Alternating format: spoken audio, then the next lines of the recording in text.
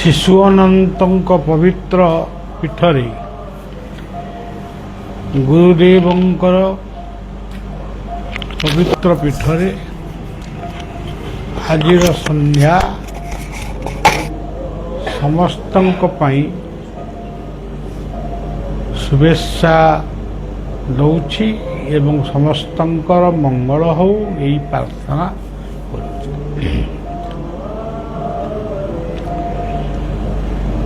आमे समस्ते मनीष किंतु आमरी भितरे देवता अच्छी मानव अच्छी दानव मध्य अच्छी आज विश्व रे आपण माने जहा जहा घटुची ताकू खाली आपण लक्ष्य टिके करंतु भावंतु यह प्रकृत रे कौन आज मनीष मनीष को मारी दो एभली कि गोटे छोट छुआ प्रति मध्य मनीषर दया आदौ तापर भल पाइबा भी तेरे से कथा को ये सेवक भावे किभली भावरे से ताकू माइला सी मला बेले कौन कहूला ये ताकू कौन बुझिला ताकू जीवन रु ताकू विदाय देला ये सब कथा भाविले मो मन भीतर आसे आम शास्त्र केते राक्षासुणी ना दिखाई प्रकृत सेमाने चरित्र को जदि भल भाव अनुशीलन करा जाए सेमानक भीतर मध्य देवत्व थिला परंतु रामायण तारका ये तारकार जो स्वामी ये टिके आज एमती किसी लोक अच्छा गुंडा गुंडा बदमाशी काम करुँच मदिरा पान करुँच मदिरा पान करी जहा माने ता करुँच गोटे स्वामी तार मध्य थिला ऋषि माने जेतेबेले कौन सी भल अनुष्ठान बा यज्ञ करुले कि सेतेबेले जो भावधारा थिला ताकू जेतेबेले करुले सेतेबेले ये बिना निमंत्रण रे पहुंची से यज्ञ कुंड को विषाक्त कर से ऋषि की मध्य मारुला यही कथा को लक्ष्य करी करी शेष ऋषि माने मिलित भावरे तारकार स्वामी को अभिशाप देले तू ध्वंस हैया सेतबेले ऋषि मानकर मध्य सेही भली शक्ति थिला सेमाने सेही भलिया साधना भी करुथिले साधना रे तांकर एकाग्रता भी सेही भली रहउथला तो तांकर बाक्सिद्धि हेइथि से मिछ कहू नथिले तो बाक्सिद्धि होइछि एई बाक्सिद्धि पाई से तारकार स्वामी जिते विदाय देला तारकार बयस से बहुत अल्प सी गोटे विप्लविणी नायिका होगला सी कहला जदि मो स्वामी गोटे दुष्ट प्रकृतिर लोक थिला तेरे ऋषि माने तो भल लोक भल लोक अभिशाप देई जदि जन को ध्वंस कर पारे ताले बर कहीं देले ତାକୁ ବର ଦେଇକରି ମଧ୍ୟ ଭଲ ମଣିଷ କରିପାରିଥାନ୍ତେ। ସେଇଦିନ ଠାରୁ ତାରକା ସିଏ ମଧ୍ୟ ତାର ସ୍ୱାମୀର କାର୍ଯ୍ୟକୁ ନିର୍ବାହ କଲା, ଅର୍ଥାତ୍ ସାଧୁ ସନ୍ତମାନଙ୍କର ଯଜ୍ଞ ତାଙ୍କର ପବିତ୍ର ଅନୁଷ୍ଠାନକୁ ମାନେ ସେଇଭଳି ଭାବରେ ସବୁ ନଷ୍ଟଭ୍ରଷ୍ଟ କଲା। ଏଇ ତାରକା ବିଶ୍ୱାମିତ୍ରଙ୍କ ଯଜ୍ଞକୁ ବିଶେଷ ଭାବରେ ଆକ୍ରମଣ କରିଛି। ବିଶ୍ୱାମିତ୍ର ଧୈର୍ଯ୍ୟର ସହିତ ଅପେକ୍ଷା କଲେ ଯେ ପ୍ରକୃତରେ ତାରକା କେତେ କ'ଣ କରୁଛି କରୁ, ମୁଁ ତାକୁ ଯଜ୍ଞରେ ବସିଛି, ମୁଁ ତାକୁ ଅଭିଶାପ ଦେଇପାରିବି। ସେ ବହୁତ ଦିନ ପର୍ଯ୍ୟନ୍ତ ଅପେକ୍ଷା କଲେ। ଶେଷରେ ତାରକାର ମୁକ୍ତି କାମନା କଲେ। ସେ ମୁକ୍ତି ତାଙ୍କୁ ଦେବ କିଏ?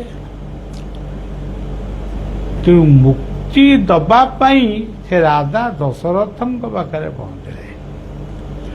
ରାଜା ଦଶରଥଙ୍କ ପାଖରେ ପହଞ୍ଚି ସେ ନିବେଦନ କଲେ ଯେ ମୁଁ ଗୋଟେ ଯଜ୍ଞ କରୁଛି, ସେ ଯଜ୍ଞକୁ ତାରକା ନଷ୍ଟ କରୁଛି, ଆପଣ 2ଟି ପୁଅଙ୍କୁ ପଠାନ୍ତୁ। ଆପଣଙ୍କ 4ଟି ପୁଅ, 2ଟି ପୁଅ ମୋ ସାଙ୍ଗରେ ଯିବେ। ସେ ଯାଇ କ'ଣ କରିବେ ନା ସେ ଯଜ୍ଞଶାଳାକୁ ଖାଲି ଜଗିବେ, ଆଉ ତାରକା ସହିତ ଯୁଦ୍ଧ କରିବେ କି ଯାହା କରିବେ, ଏଇଭଳି କଥା ସେ କହିଲେ। ରାଜା ଦଶରଥ ଯଦିଓ ସେ ପିତୃତ୍ୱ ହୃଦୟର ମଣିଷ, କିନ୍ତୁ ତାଙ୍କ ଭିତରେ ତାଙ୍କ ସନ୍ତାନ ପ୍ରତି ବାତ୍ସଲ୍ୟ ମମତା ବା ମାତୃତ୍ୱ ଜାଗି ଉଠିଲା। ସିଏ ଚିନ୍ତା କରିପାରିଲେନି ବିଶ୍ୱାମିତ୍ରଙ୍କୁ ଯଦି ମୁଁ ନାହିଁ କରିଦେବି, ବର୍ତ୍ତମାନ ବିଶ୍ୱାମିତ୍ର ଯାହା ଚାହିଁବେ ତାହା କରିବେ, ମୁଁ ଧ୍ୱଂସ ହେଇପାରେ। ଯଦି ହଁ କହିବି ତାହେଲେ ପୁଅମାନେ ଯିବେ, ଫେରିବେ କି ନା ତାର କିଛି କହିହେବନି।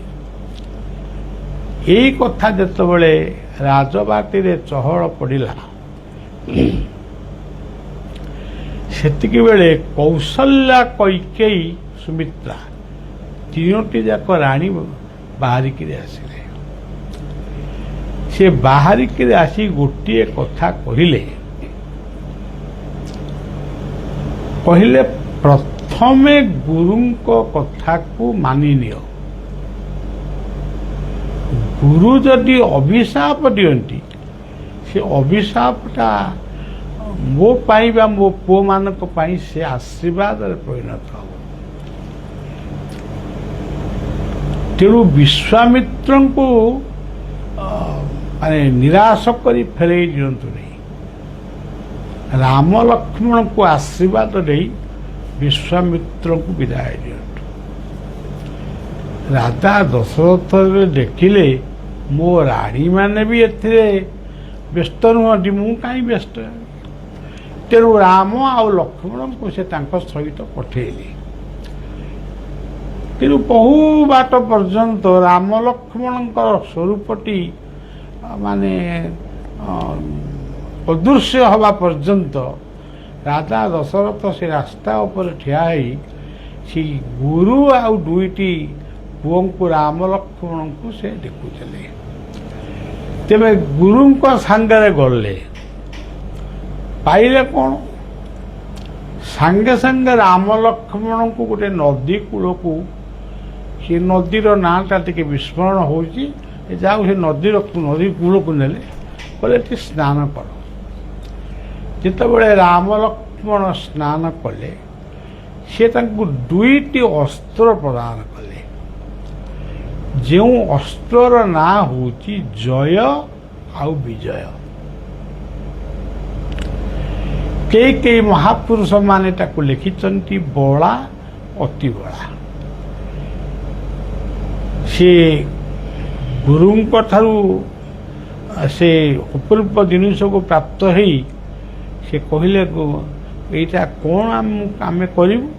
ସେ ସବୁ କହିଲେ ଏଇଥିପାଇଁ ତୁମେ ମୋ ସାଙ୍ଗରେ ଆସିଛ, ଆଉ ଏଇ ବାଟ ଦେଇ ଗଲାବେଳେ କେତେ ସାଧୁ ସନ୍ଥମାନଙ୍କର ଆଶ୍ରମ ପଡ଼ିବ। ତେଣୁ ଆମେ ଆମ ଆଶ୍ରମରେ ପହଞ୍ଚିଲା ବେଳକୁ ଆମେ ଅନେକ ସାଧୁ ସନ୍ଥଙ୍କୁ ଦର୍ଶନ କରିବୁ। ଯେମିତି ଆମର କଥାକେ ଲୋକ କହନ୍ତି ଏ ଜୀବ ସାଧୁ ସଙ୍ଗ ବିଣୁ। ତାଙ୍କୁ ଯଦି ପଚାରିବ କେଉଁ ସାଧୁଙ୍କ ସଙ୍ଗ ତୁମେ କରିଛ ଜୀବନରେ, ସେ କହିବ ନାହିଁ ମୋତେ ସମୟ ନାହିଁ, ମୁଁ ସାଧୁ ସଙ୍ଗ କରିବି କ'ଣ। ତେଣୁ ସେ କଥା ଯଦି ତୁମେ କରିନା ତାହେଲେ ବୁଲିକିରି କହୁଛ କାହିଁକି। ତେଣୁ ସେଇ ବଳା ଅତି ବଳା ଏ ହେଉଛି ଗୁରୁ କୃପା। ଇଏ ଗୁରୁ କୃପାର ଜୟ ବିଜୟ ନାମକ ସ୍ୱରରେ କେବଳ ତାଡ଼କୀ ମୁକ୍ତି ପାଇନି, ରାବଣ ପର୍ଯ୍ୟନ୍ତ ମୁକ୍ତି ପାଇଛନ୍ତି। ରାବଣ ମଧ୍ୟ ଯେଉଁ ମୃତ୍ୟୁବରଣ କଲା, ଖାଲି ଗୋଟେ ଯୁଦ୍ଧ ହେଲା, ଇଏ ମାରିଦେଲା, ଇଏ କ'ଣ ଆମ ଇଏ ଇରାନ ଆମେରିକା ଯୁଦ୍ଧ ହେଇଛି। ତେଣୁ ସିଏ ମଧ୍ୟ ସେଇ ଶସ୍ତ୍ର ବଳରେ, ଗୁରୁ କୃପା ମହିମା ବଳରେ ସେ ତାକୁ ବି ବିନାଶ କଲେ। ଏବଂ ଗଲାବେଳେ ବହୁ ସାଧୁସନ୍ଥଙ୍କୁ ଦର୍ଶନ କରିଛନ୍ତି। ସାଧୁସନ୍ଥମାନେ ତାଙ୍କୁ ଆଶୀର୍ବାଦ କରିଛନ୍ତି, ଆଶୀର୍ବାଦ କରିଛନ୍ତି ଏବଂ ଚିହ୍ନି ପାରିଛନ୍ତି ଇଏ ପ୍ରକୃତରେ ଇଏ ଆମକୁ ଆଶୀର୍ବାଦ ଦେବା କଥା, ଆମେ ଆଉ କ'ଣ ଦେବୁ। ଏଇଭଳି ଭାବରେ ସେ ମାନେ ସର୍ବଶ୍ରେଷ୍ଠ ମଣିଷ ହୋଇ ଉଠିଲେ, ଆଉ ଯିଏକି ତାଙ୍କୁ ଆଜି ଭାରତବର୍ଷ ପୃଥିବୀ ଆଜି ତାଙ୍କୁ ଚିହ୍ନୁଛି ମର୍ଯ୍ୟାଦା ପୁରୁଷୋତ୍ତମ ରାମ। ଏ ହେଉଛି ଗୋଟେ କଥା। ଏଇଠି ଗୋଟେ କଥା କହିଲା ବେଳେ ଗୋଟେ କଥା ମୋର ମନେ ପଡ଼ିଲା। ଏଇଠି ଆମର ଗୋଟେ କୀର୍ତ୍ତନ ଯିଏ ହାରମୋନିୟମ ବଜାଉଛନ୍ତି, ଗୀତ ଗାଉଛନ୍ତି, ତାଙ୍କର ବଡ଼ ଭାଇର ଗୋଟେ ଝିଅ ଜନ୍ମ ହେଇଥିଲା। ଅତ୍ୟନ୍ତ ବୁଦ୍ଧିମତୀ ଏବଂ ଅତ୍ୟନ୍ତ ସୁନ୍ଦର। ତା କଥା ଶୁଣିଲେ ବି ତମର ଯଦି ବ୍ଲଡ଼ ପ୍ରେସର ରୋଗ ହେଇଯିବ ସେ ବି କମିଯିବ। ମୋ ପାଖକୁ ବି ଆସିଛି। ସେ ପିଲାଟାକୁ ମୁଁ ଆଜି ପର୍ଯ୍ୟନ୍ତ ଭୁଲି ପାରେନି। ତାକୁ ଏମିତି ଗୋଟାଏ ବେମାରୀ କ'ଣ ଧଇଲା, ସେ ଶିଶୁ ଭବନ ମେଡ଼ିକାଲ ବିଭିନ୍ନ ତାର ବାପା ଚିକିତ୍ସା କରି ଶେଷରେ ସିଏ ନିଜେ ମାନେ ଗୋଟେ ଆକୁଳ ପ୍ରାର୍ଥନା କଲା ଯେ ମୋତେ ଘରକୁ ନେଇଯାଅ, ଏଠି ଆଉ ରଖନା। କିନ୍ତୁ ଡାକ୍ତରମାନଙ୍କର ନା ଏଇଟା ଦେଇଦେବା ସେଇଟା ଦେଇଦେବା, ଇଞ୍ଜେକ୍ସନ ଏଇ ଶେଷରେ ଦୁନିଆରୁ ସେ ବିଦାୟ ନେଲା। ବିଦାୟ ନେବା ପରେ ସେ ତ ଚିରାଚରିତ କଥା, ଆଉ ସର୍ବେ ଚଳିବେ କାଳ ବଳେ ଯଶ ରହିବ ମହିଦଳେ। ଆଉ ତାକୁ ନେଇ ଗୋଟେ ଛୋଟ ପିଲାଟିଏ ତ, ତାକୁ ନେଇ ମୁଁ ଗୋଟେ ମାଟି ଖୋଳିକିରି ପୋତିଲି। ଯେତେବେଳେ ମାଟି ଖୋଳିକିରି ପୋତିକିରି ଘରକୁ ଆସିଲେ, ତାଙ୍କର ଯିଏ ଗାଁର ଯିଏ ଅଡ଼ୋଶୀ ପଡ଼ୋଶୀ ବା ବନ୍ଧୁବାନ୍ଧବ ଥିଲେ, ସେ ପଚାରିଲେ କେଉଁଠି ପୋତିଲ, କ'ଣ କଲ, ମାନେ ମାନେ ତାକୁ ଚିଇଟି କରି ପୋତିଲ ନା ପିଠି ଦେଇକିରି ପୋତିଲ। ଇଏ ସବୁ କହିଲେ କ'ଣ ଚିଇଟି କରିକିରି ପୋତିଲୁ। ନା ଏଇଟା ପୋତିଲେ ସେ ନିଶ୍ଚୟ ଆଉ ଜନ୍ମ ହେବନି। ତୁ ଯା ତାକୁ ପୁଣି ଖୋଳିକିରି ତାକୁ ପୁଣି ନଉଟେଇକିରି ପୋତିବ। ଏ କଥା ଯେତେବେଳେ ତାଙ୍କ ଘରେ ପହଞ୍ଚିଲେ, ଯିଏ ଜନ୍ମ କରିଛନ୍ତି ସେ ରୋଗଣା ହୁଅନ୍ତୁ ଯାହା ହୁଅନ୍ତୁ, ବାପ ମାଙ୍କର ହୃଦୟ ସ୍ୱତନ୍ତ୍ର। ସିଏ ଏ କଥାରେ ରାଜି ହେଇଲେନି। ସିଏ ତାଙ୍କ ମାଙ୍କୁ ପଚାରିଲେ, ତାଙ୍କ ମା ଥିଲେ ଯେତେବେଳେ, ତାଙ୍କ ଜନ୍ମିତ ମା ତାଙ୍କର ଗୋଟେ ଉପଦେଶ ଦେଲେ, ଗୁରୁ ଯାହା କହିବେ ସେଇ କଥାକୁ ଆମେ ମାନିବୁ, ଯିଏ ଯାହା କହିଲେ ବି ଆମେ ମାନିବୁ।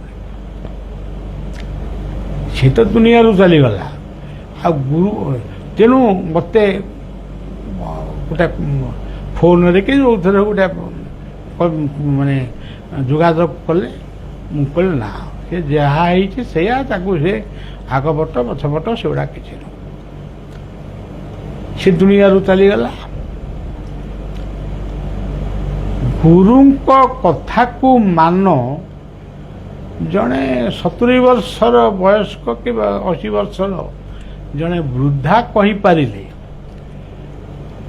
କିନ୍ତୁ ଗାଁରେ ଏତେ ବିଜ୍ଞ ସାଇନ୍ସ, ଆମେ ଏତେ ପାଠ ପଢ଼ିଛୁ, ଏତେ ସବୁ ଡକ୍ଟରେଟ୍ କରିଛୁ, କାହିଁ ଏଭଳି କୁସଂସ୍କାର ବିରୁଦ୍ଧରେ ସଂଗ୍ରାମ କରିବା କଥାଟା ଅନେକଙ୍କ ମୁହଁରେ ଆସୁନି। ଆଜି ବି ଆମର ଅମୁକ ମରିଗଲେ, ଆଜି ବି କିଏ ଜଣେ କହୁଥିଲେ ବର୍ଷକ ପର୍ଯ୍ୟନ୍ତ ଆଉ ମାନେ ଦେବ ମନ୍ଦିରକୁ ଯିବୁନି।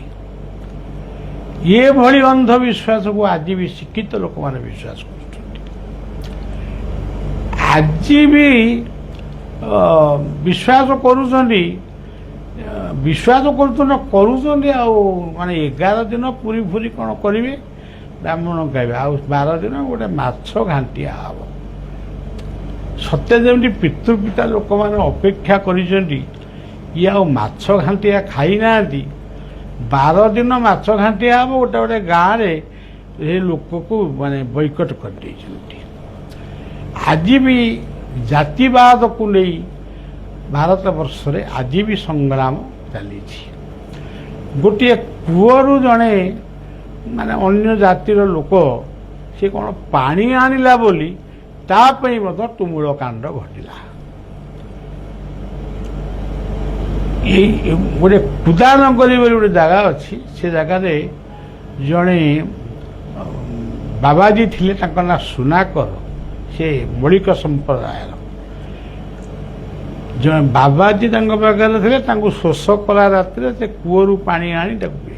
ଏତିକି ଦୋଷ ପାଇଁ ସେତେବେଳେ ମୋତେ 18-19 ବର୍ଷ, ସେ ଆଉ ମୋତେ ଗୋଟେ ବାବାଜୀ ବୋଲି କାହିଁ ଚିନ୍ତା କରିବେ। ଆପଣଙ୍କ ଲୋକ କୂଅକୁ ମାରା କଲେ, ବର୍ତ୍ତମାନ ଆପଣ କୂଅକୁ ପ୍ରତିଷ୍ଠା କଲେ, ସେଇ ପାଣିରେ ପୁଣି ଶୁକ ପରୀକ୍ଷିତଙ୍କର ଶୁକଦେବଙ୍କର ଭୋଗ ହବ। ମୁଁ ହଉ ଠିକ୍ ଅଛି, କରିଦେବା। ଆଉ ତେବେ ପ୍ରତିଷ୍ଠା ମାନେ ବି କେହି ଜାଣିନାହାନ୍ତି ପାଣି କ'ଣ, ମାନେ ସବୁ ଖାଇକିରି ପାଣିରେ ହାତ ଧୁଅନ୍ତି, ପାଣି ଖାଇକିରି କେଉଁଠି ହାତ ଧୁଅନ୍ତି। ତେଣୁ ଏଇ ଅନ୍ଧବିଶ୍ୱାସର ଶିକାର ହେଇ ଆଜି ବି ତାମିଲନାଡୁର ଜଣେ ନେତା କହୁଛନ୍ତି, ବିଧାନସଭାରେ କହୁଛନ୍ତି, ମୁଖ୍ୟମନ୍ତ୍ରୀଙ୍କୁ କହୁଛନ୍ତି, ଆମେ ସନାତନ ଧର୍ମକୁ ବିତାଡ଼ିତ କରିବୁ। ତାଙ୍କ ପାଖକୁ ଚିଠିଟିଏ ଆଗରୁ ଦେଇଥିଲି, ଏବେ ପୁଣି ଦେଇଛି, କାଲି ପର୍ଯ୍ୟନ୍ତ ପହଞ୍ଚିବ। ସେ ଚିଠିରେ ମୁଁ ଏତିକି ଲେଖିଛି ଯେ ସନାତନ ଶବ୍ଦଟା ବୁଝିଲେନି କ'ଣ, ଆପଣ କାହାକୁ ବିତାଡ଼ିତ କରିବେ? ସନାତନ ଧର୍ମ କହିଲେ ସତ୍ୟ, ତାହେଲେ ସତ୍ୟକୁ ପୃଥିବୀରୁ ବିଦା କରିବେ। ନା କହିଲେ ନାମ, ତାହେଲେ ନାମକୁ ମାନେ ଯୋଉ ନାମ, ଆମ୍ବ, ପଣସ, କଦଳୀ, ଯାହା ହଉ, କି ଭଗବାନଙ୍କର ଯୋଉ ନାମ, କାହାକୁ ଆପଣ ବିତାଡ଼ିତ କରିବା ପାଇଁ କହୁଛନ୍ତି? ପ୍ରଥମେ ଆଗେ କହିବା ପୂର୍ବରୁ ଆପଣ ବୁଝନ୍ତୁ, ଏ ସନାତନ ଧର୍ମ ଉପରେ ଏତେ ରାଗ କ'ଣ? ଯୀଶୁଖ୍ରୀଷ୍ଟ କହିଥିଲେ ସର୍ଭିସ୍ ଟୁ ମ୍ୟାନକାଇଣ୍ଡ। ତେଣୁ ସେ କଥା କ'ଣ ଆମ ଗୀତାରେ ନାହିଁ? ଗୀତାରେ ଯାହା ଅଛି, ବାଇବେଲ, କୋରାନ, ସବୁଠି ଅଛି ସେଇ କଥା। ତାହେଲେ ସନାତନ ଧର୍ମ ଉପରେ ଏତେ ରାଗ କ'ଣ? ତେଣୁ ସଜ୍ଜନ, ଏଇ ଅନ୍ଧବିଶ୍ୱାସ କୁସଂସ୍କାର ଧର୍ମ ଭିତରକୁ ପଶି ଆସି ସବୁ ଧର୍ମ ଭିତରେ ଗଣ୍ଡଗୋଳ ଆଜି ଚାଲିଛି। ଆଜି ଧର୍ମକୁ ନେଇ ସାରା ପୃଥିବୀରେ ଆଜି ଗୋଟେ ଧ୍ୱଂସାସ୍ତ୍ର ମାନେ ଗର୍ଜନ କରୁଛି। ବର୍ତ୍ତମାନ ଅସହ୍ୟ ଗରମ, ତା ପାଇଁ କ'ଣ ଆପଣମାନେ କରୁଛନ୍ତି? ଏଟା ବହୁତ ମନ୍ଦିର ତ ତିଆରି ହେଉଛି, ମାନେ କୋଟି କୋଟି ଟଙ୍କାର ମନ୍ଦିର ତିଆରି କରୁଛ। ତେବେ ଏ ଉତ୍ତାପ କମିବା ପାଇଁ କେଉଁ ମନ୍ଦିରଟା ଆପଣ କରିବେ? ଆପଣ ତ ବହୁ ହନୁମାନ ମନ୍ଦିର କରୁଛନ୍ତି, ହନୁମାନଙ୍କୁ କହୁନାହାନ୍ତି। ତେଣୁ ସଜ୍ଜନ ଏସବୁ କଥାରେ କିଛି ନାହିଁ। ଉତ୍ତାପ ନିଆଁକୁ କମାଏ ପାଣି। ଆଉ କିଏ କମେଇବ? ଆଉ ଗୋଟେ କିଏ ନା କୁହନ୍ତୁ?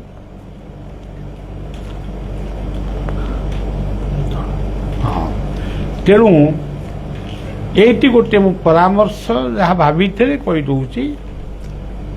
ସବୁ ଗ୍ରାମରେ ଆମର ବିଭିନ୍ନ ସ୍ଥାନରେ ଶିବଙ୍କର ମନ୍ଦିର ଅଛି।